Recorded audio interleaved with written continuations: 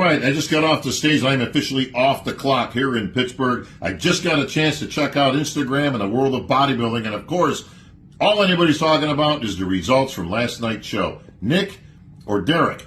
And then I'm seeing catchphrases like politics. He got screwed. He got robbed. This was Nick's show. The fans were about split, maybe even favoring Nick. He's got a lot of fans in attendance. He came at probably his all-time best. He was equally as good as when he took third place at the Olympia. Derek was about the same of what I could see from the Arnold. If he lost anything, it was 1% out of that. So both guys brought a formidable package to the stage. They end up in a tie. How does this happen? Well, half the judges had Nick, half the judges had Derek, okay? Just a preference thing. Apples and the proverbial oranges of comparison. But that's how it went. So how do you pick a winner? I've actually seen this asked. How do you pick a winner when it's a tie? I'll tell you how you pick a winner. You go by a phrase I've used for many, many years.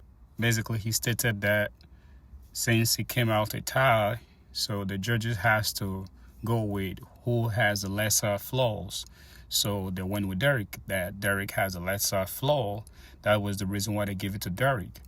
But the other question I have is the person that won prejudging and come to find out and the tie, that person should be the winner. That's just my opinion, right? So, we're not the judge, and the judge have their own reason why they pick who they pick to win, especially when the show is like this, when the stakes are high, it's very competitive, and they both have a fan base. I just want people to understand that it's not these two guys are still friends.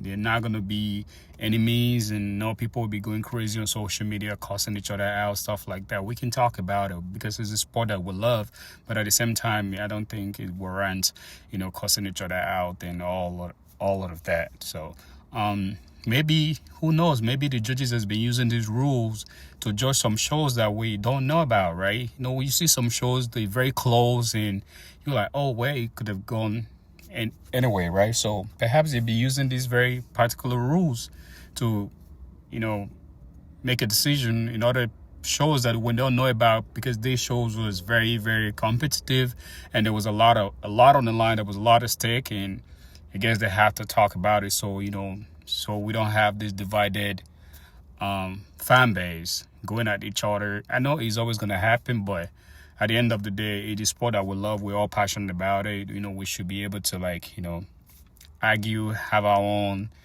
back and forth, but at the same time, still respect these men. I don't like is how people were going online cussing, swearing for other people. All those guys, bro, it's a competition. It happens. Stuff happens. But trust me, don't become enemy of each other online and start looking for each other. Meanwhile, the people are still friends. You see, Nick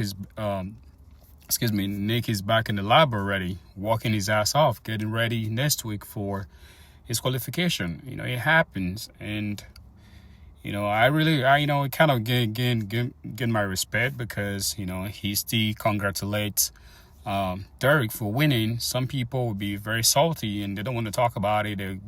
They wouldn't even congratulate the athlete that won, because they feel they should have won. They feel like they were robbed. But at the same time, as an athlete, you don't really have control over what the judges do. You can only bring 110%. That's all you can do. Nick did all he could do. Be at his best, the best he has ever been.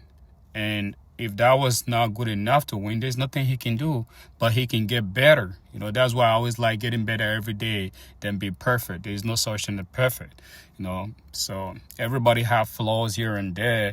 We all can always work on our flaws as people. Could be body, could be personality, could be anything in life. So let's talk to these great athletes with respect. Whether lose or win, they're all winners. They're all winners. These are top tier bodybuilders in the world that deserve our respect, that deserve our praises, and they also deserve constructive criticism. I'm a bodybuilder too. People criticizing me about some certain things, and I don't take it to heart. I see it as a premium gas in my engine. It helps me, so I capitalize on that.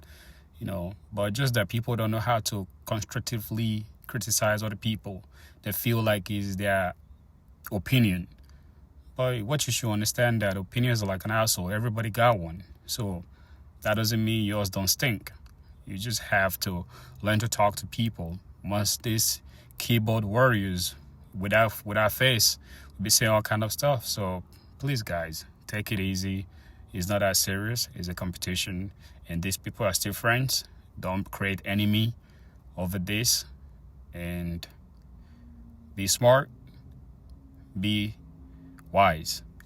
With that being said, folks, please, guys, don't forget to subscribe, share, comment, and YouTube has been telling me, like, a lot of people that watch my channel don't subscribe. Please subscribe. That's the only way you can help me. Like, subscribe.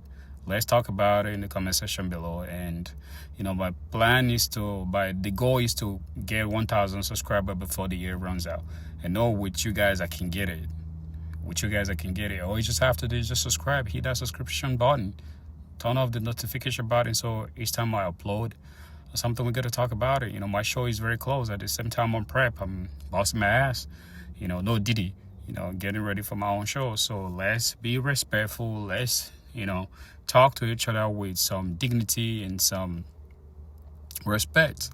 We're all grown as people. We shouldn't be online talking to each other as if we don't have common sense in our head. We all have head, and we should use it.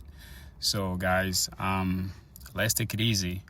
And I know New York is gonna be crazy. I pity whosoever that's coming to New York, because this Nick is a dangerous Nick. He's dangerous. I think anybody coming to New York should be ready for second place. And I heard that I did a video earlier. Sax is doing New York, so I guess Sax is not gonna get disqualification from New York because he's not gonna be Nick.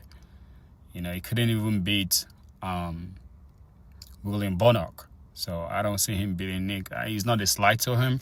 They are level to this stuff. They're level to bodybuilding. They're level to athletes. And Nick is that dude that is that mute. Is that brick wall that you can't crush. All right, guys. Good morning. It is Monday. We are back home, chilling and relaxing. Just got done doing some cardio. So first things first, I just want to congratulate Derek on winning the first Pittsburgh Pro. Awesome show, awesome battle between me and him. We definitely put on a great show for everyone, and honestly, it couldn't have gone better. Obviously it's not the outcome we wanted, but I presented probably my best package to date, and I'm extremely happy and grateful for that.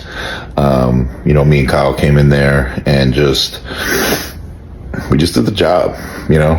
Our job was to bring our best, and that's what we did.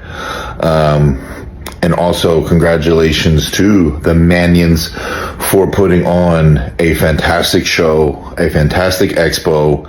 It was ran to perfection. Everything was very organized. Everything was just perfect. So that is, Pittsburgh Pro is definitely going to become one of the best shows in the future. And I'm excited and extremely happy. And I was very happy to be a part of the first one as well. So as far as like emotions, I think that's something I will talk about in a later video. But the big question is, what's next? What's Nick gonna do? How's he gonna handle this? It's Monday. We got the New York Pro. And I'm coming to the New York Pro. I'm coming to get my Olympia qualification. And I'm coming to be the first person to win 3 New York Pros and have 3 rings. So if you haven't already, make sure you come, get your tickets for the New York Pro, because the Mutant is now in it, and it is going to be another epic battle. Can't wait to see everyone there. New York Pro, East Coast, hometown, baby.